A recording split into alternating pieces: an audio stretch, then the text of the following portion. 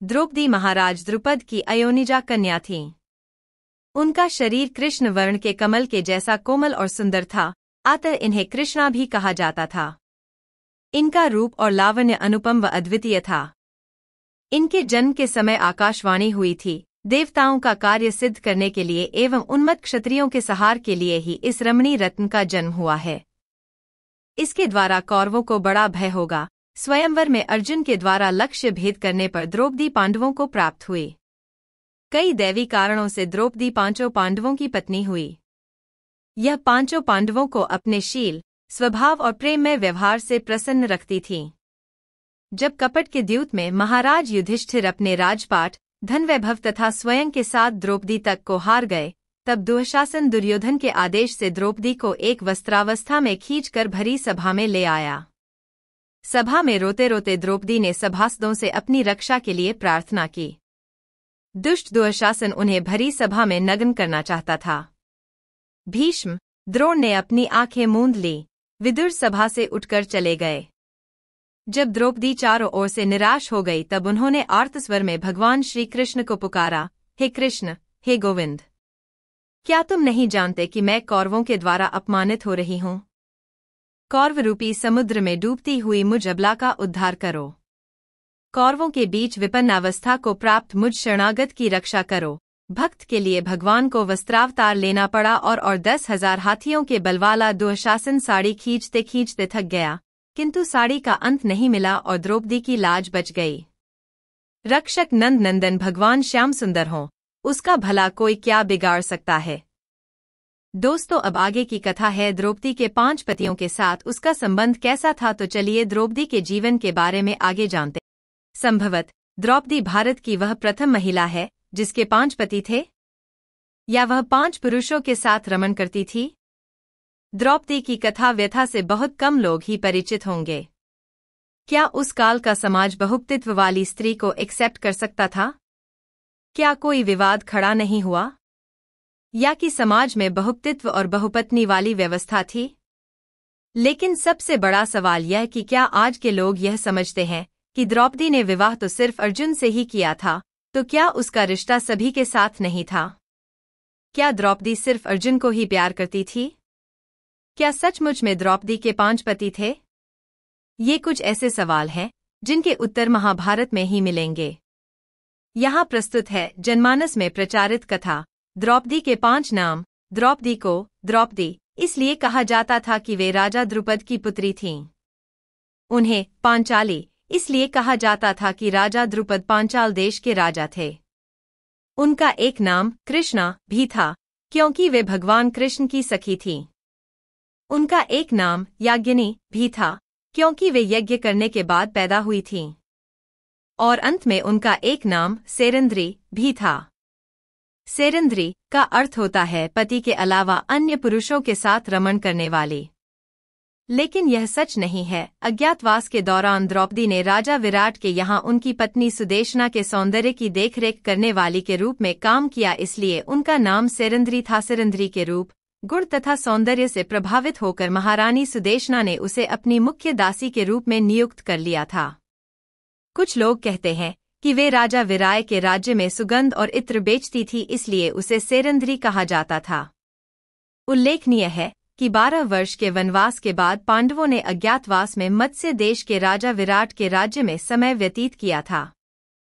पांचों ने अपनी योग्यता अनुसार राजा के यहाँ भिन्न भिन्न कार्य को संभाला था। पांडवों को 12 वर्ष का वनवास और 1 वर्ष का अज्ञातवास मिला था। इस दौरान पांचों पांडव एक कुम्हार के घर में रहा करते थे और भिक्षाटन के माध्यम से अपना जीवन यापन करते थे। ऐसे में भिक्षाटन के दौरान उन्हें द्रौपदी के स्वयंवर की सूचना मिली। एक यंत्र में बड़ी सी मछली घूम रही थी। उसकी आंख में तीर मारना था और वह भी तैल पात्र में उसकी परछाई देखकर। यह भी कि एक नहीं, पूरे 5 तीर मारना थे। एक के बाद एक सभी राजा महाराजा एवं राजकुमारों ने ऊपर घूमती हुई मछली की आंख पर उसके प्रतिबिंब को नीचे जल में देखकर निशाना साधने का प्रयास किया, किंतु सफलता हाथ न लगी और वे कांतिहीन होकर अपने स्थान पर लौट आए। इन असफल लोगों में जरासंध, शल्य, शिशुपाल तथा दुर्योधन, दुःशासन आदि कौरव भी सम्मिलित थे। कौरवों के असफल होने पर एक ब्राह्मण ने राजकुमारी को प्राप्त करना चाहा। ब्राह्मण के भेष में अर्जुन ने तैल पात्र में प्रतिबिंब को देखते हुए एक ही बाण से निशाना लगा डाला। द्रौपदी ने तुरंत आगे बढ़कर अर्जुन के गले में वरमाला डाल दी। यह सब देखकर क्षत्रियों ने आपत्ति दर्ज कराई कि यह प्रतियोगिता सिर्फ क्षत्रियों के लिए आयोजित थी, फिर एक ब्राह्मण को जीत देना उचित नहीं। वहां युद्ध की स्थिति बन गई। राजा द्रुपद पंडितों के भेष में छुपे हुए पांडवों को पहचान नहीं पाए, इसलिए उन्हें यह चिंता सता रही थी कि आज बेटी का स्वयंवर उनकी इच्छा के अनुरूप नहीं हो पाया। राजा द्रुपद की इच्छा थी कि उनकी पुत्री का विवाह किसी पांडु पुत्र के साथ हो, क्योंकि उनकी राजा पांडु से गहरी मित्रता रही थी, लेकिन वे यह नहीं जानते थे कि यही पांडु पुत्र हैं। तब युधिष्ठिर ने एक तरफ ले जाकर राजा द्रुपद को अपनी सच्चाई बताई। राजा द्रुपद की खुशी का ठिकाना नहीं रहा। स्वयंवर की इस शर्त को अर्जुन ने पूर्ण किया था, तब कायदे से द्रौपदी का विवाह अर्जुन के साथ हो जाना चाहिए थे, लेकिन धर्मराज युधिष्ठिर की बात सुनकर द्रुपद प्रसन्न हो गए। उसके बाद द्रुपद ने युधिष्ठिर से कहा कि अब आप अर्जुन को पाणी ग्रहण की आज्ञा दें। तब युधिष्ठिर ने कहा कि राजन, विवाह तो मुझे भी करना ही है। द्रुपद बोले, यह तो अच्छी बात है, मैं भी चाहता हूं कि आप द्रौपदी से विवाह कर लें। युधिष्ठिर ने कहा, राजन, राजकुमारी द्रौपदी हम सभी की पटरानी होगी। युधिष्ठिर की ऐसी बातें सुनकर राजा द्रुपद बोले कि एक राजा की बहुत सी रानियां तो हो सकती हैं, परंतु एक स्त्री के बहुत से पति हो, ऐसा सुनने में नहीं आया है। युधिष्ठिर, आप तो धर्म के जानकार धर्मराज हैं, आपको ऐसी बातें नहीं करना चाहिए। आपको तो यह सोचना भी नहीं चाहिए। युधिष्ठिर के साथ द्रुपद इस बात पर विचार कर ही रहे थे, तभी वहां वेदव्यास जी आए और उन्होंने राजा द्रुपद को एकांत में ले जाकर समझाया। व्यास ने कहा कि द्रौपदी अपने पिछले जन्म में बहुत सुंदर युवती थी। सर्वगुण संपन्न होने के कारण उसे योग्य वर नहीं मिल रहा था, इसलिए उसने भगवान शंकर की तपस्या की और तब शंकर जी प्रकट हुए। उस समय द्रौपदी ने हड़बड़ाहट में 5 बार वर मांगे, इसलिए उसे शिवजी के वरदान के कारण इस जन्म में 5 पति प्राप्त होंगे। आप इसे पांडवों की पटरानी बनने से रोक नहीं सकते। यह सुनकर द्रुपद ने कहा कि भगवान शंकर ने जैसा वर दिया था वैसा ही होना चाहिए, फिर चाहे यह धर्मसम्मत हो या अधर्म हो। तब द्रुपद ने व्यास जी के साथ युधिष्ठिर के पास जाकर कहा कि आज ही विवाह के लिए शुभ दिन व शुभ मुहूर्त है। आज चंद्रमा पुष्य नक्षत्र पर है, इसलिए आज तुम द्रौपदी के साथ पाणी ग्रहण करो। यह निर्णय होते ही द्रौपदी को श्रृंगारित कर मंडप में लाया गया। 5 पांडव भी सज-धज कर मंडप में पहुंचे। 5 ने एक एक दिन द्रौपदी से पाणी ग्रहण किया। विवाह में राजा द्रुपद ने दहेज में बहुत से रत्न, धन और गहनों के साथ ही हाथी घोड़े भी दिए। तब द्रुपद की रानियों ने कुंती के पास आकर उनके पैरों पर सिर रखकर प्रणाम किया। कुंती ने द्रौपदी को आशीर्वाद दिया। भगवान श्री कृष्ण ने भी पांडवों का विवाह हो जाने पर भेंट के रूप में अनेक उपहार दिए। पांडुपुत्र भीमसेन, अर्जुन, नकुल और सहदेव ने प्रतिदिन की भांति अपनी भिक्षा को लाकर उस सायंकाल में भी अपने ज्येष्ठ भ्राता युधिष्ठिर को निवेदन कर कहा कि भिक्षा का वितरण किया जाए। उदार हृदया कुंती ने भीतर से ही द्रौपदी को देखकर कहा कि भद्रे, तुम भोजन का प्रथम भाग लेकर उससे बलिवैश्वदेव यज्ञ करो तथा इन ब्राह्मणों को भिक्षा दो। अपने आसपास जो दूसरे मनुष्य आश्रित भाव से रहते हैं उन्हें भी अन्न परोसो। फिर जो शेष बचे उसका आधा हिस्सा भीमसेन के लिए रखो। पुन शेष के 6 भाग करके 4 भाइयों के लिए 4 भाग पृथक पृथक रख दो। तत्पश्चात मेरे और अपने लिए भी एक एक भाग अलग अलग परोस दो।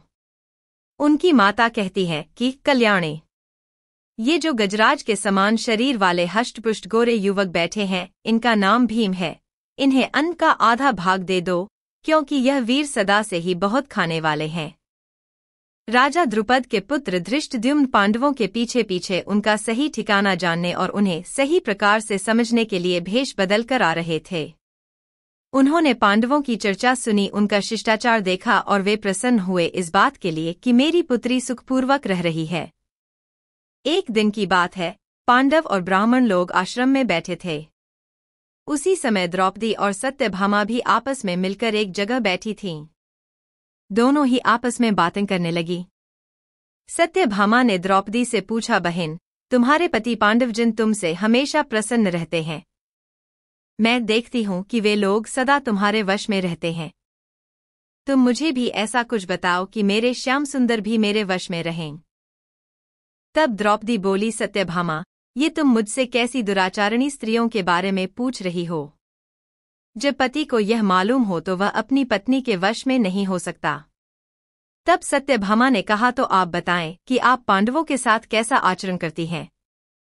उचित प्रश्न जानकर तब द्रौपदी बोली, सुनो, मैं अहंकार और काम क्रोध को छोड़कर बड़ी ही सावधानी से सब पांडवों की स्त्रियों सहित सेवा करती हूँ। मैं ईर्ष्या से दूर रहती हूँ। मन को काबू में रखकर कटु भाषण से दूर रहती हूँ। किसी के भी समक्ष असभ्यता से खड़ी नहीं होती हूँ। बुरी बातें नहीं करती हूँ और बुरी जगह पर नहीं बैठती। पति के अभिप्राय को पूर्ण संकेत समझकर अनुसरण करती हूँ। देवता, मनुष्य, सजाज्जा या रूपवान कैसा ही पुरुष हो, मेरा मन पांडवों के सिवाय कहीं नहीं जाता। उनके स्नान किए बिना मैं स्नान नहीं करती। उनके बैठे बिना स्वयं नहीं बैठती। जब जब मेरे पति घर में आते हैं, मैं घर साफ रखती हूँ। समय पर भोजन कराती हूँ। सदा सावधान रहती हूँ। घर में गुप्त रूप से अनाज हमेशा रखती हूँ। मैं दरवाजे के बाहर जाकर खड़ी नहीं होती हूँ। पतिदेव के बिना अकेले रहना मुझे पसंद नहीं। साथ ही सास ने मुझे जो धर्म बताए हैं, मैं सभी का पालन करती हूँ। सदा धर्म की शरण में रहती हूँ। द्रौपदी के 5 पुत्र थे। द्रौपदी ने भी 1-1 वर्ष के अंतराल से 5 पांडव के 1-1 पुत्र को जन्म दिया। युधिष्ठिर के पुत्र का नाम प्रतिविंध्य। भीमसेन से उत्पन्न पुत्र का नाम सुतसोम। अर्जुन के पुत्र का नाम श्रुतकर्मा। नकुल के पुत्र का नाम शतानीक। सहदेव के पुत्र का नाम श्रुतसेन रखा गया। पांडवों की अन्य पत्नियों के नाम और उनसे जन्मे पुत्रों के नाम। 1 युधिष्ठिर। युधिष्ठिर की दूसरी पत्नी देविका थी। देविका से धौधेय नाम का पुत्र जन्मा। 2 अर्जुन। अर्जुन की द्रौपदी के अलावा सुभद्रा, उलूपी और चित्रांगदा नामक 3 और पत्नियां थीं। सुभद्रा से अभिमन्यु, उलूपी से इरावत, चित्रांगदा से वभ्रुवाहन नामक पुत्रों का जन्म हुआ। 3 भीम। द्रौपदी के अलावा भीम की हिडिंबा और बलंधरा नामक 2 और पत्नियां थीं। हिडिंबा से घटोत्कच और बलंधरा से। 4 नकुल। द्रौपदी के अलावा नकुल की 1 और पत्नी थी जिसका नाम करेनुमति था। करेनुमति से निर्मित्र नामक पुत्र का जन्म हुआ। 5 सहदेव। सहदेव की दूसरी पत्नी का नाम विजया था जिससे इनका सुहोत्र नामक पुत्र जन्म। द्रौपदी महाभारत की एक प्रमुख पात्र थीं। वे पांचाल देश के राजा द्रुपद की पुत्री थीं। द्रौपदी को यज्ञसेनी और पांचाली के नाम से भी जाना जाता है। द्रौपदी की कहानी इस प्रकार है। द्रौपदी का जन्म हवनकुंड से हुआ था। द्रौपदी के जन्म के बाद उनका विवाह अर्जुन ने जीता था। द्रौपदी को अपनी सास की गलतफहमी के कारण 5 पांडवों से विवाह करना पड़ा। द्रौपदी के 5 पुत्र थे जिन्हें उपपांडव कहा जाता था। द्रौपदी को अपने जीवन में कई बार अपमान और कष्टों का सामना करना पड़ा। द्रौपदी ने हमेशा मुसीबत के समय में भगवान कृष्ण को पुकारा था। द्रौपदी और पांडवों को 13 साल के लिए निर्वासित कर दिया गया था। वनवास के बाद कुरुक्षेत्र युद्ध हुआ जिसमें द्रौपदी ने अपने पिता, भाइयों और अपने 5 बच्चों को खो दिया। युद्ध के बाद द्रौपदी और पांडव हिमालय में सेवानिवृत्त हो गए। महाभारत में बताया गया है कि पांचाल देश के राजा द्रुपद ने गुरु द्रोणाचार्य से अपने अपमान का बदला लेने के लिए यज्ञ करवाया था। इसी यज्ञ के हवन कुंड की अग्नि से द्रौपदी प्रकट हुई थीं। यज्ञ से उत्पन्न होने के कारण ही द्रौपदी को यज्ञसेनी भी कहा जाता है। पांचाल देश की राजकुमारी होने के कारण द्रौपदी पांचाली भी। महाभारत के आदिपर्व में द्रौपदी के जन्म की कथा में व्यास जी ने लिखा है कि द्रौपदी यानी यज्ञ से जन्मी यज्ञसेनी पिछले जन्म में एक गरीब ब्राह्मणी थी। उसका पति हमेशा बीमार रहता था, इस कारण से उस ब्राह्मणी महिला को पति से कोई भी सुख नहीं मिल पाया। वहीं एक दिन इस महिला का पति बीमारी से मर गया। 5 पांडव भाई द्रौपदी को अपनी पत्नी के रूप में साझा करने के लिए सहमत हुए थे और प्रत्येक भाई 1 वर्ष के लिए उसका पति था। जैसे ही वर्ष समाप्त होता और द्रौपदी का एक पति के साथ समय समाप्त होता और दूसरे पति के साथ शुरू होता, वह अग्नि में चलकर जाती और इस तरह हर साल अपना कौमार्य वापस पाती। दोस्तों द्रौपदी के जीवन काल की यह सारी कहानी आपको कैसी लगी कमेंट में जरूर बताएं और साथ ही साथ वीडियो को लाइक और शेयर और कमेंट जरूर करें और सब्सक्राइब करना ना भूलें और सब्सक्राइब बटन के बगल में बेल आइकन उसको भी दबा लें ताकि नोटिफिकेशन सबसे पहले आप तक पहुंचे। मिलते हैं किसी दूसरी वीडियो में किसी और जानकारी के साथ, तब तक के लिए हर हर महादेव।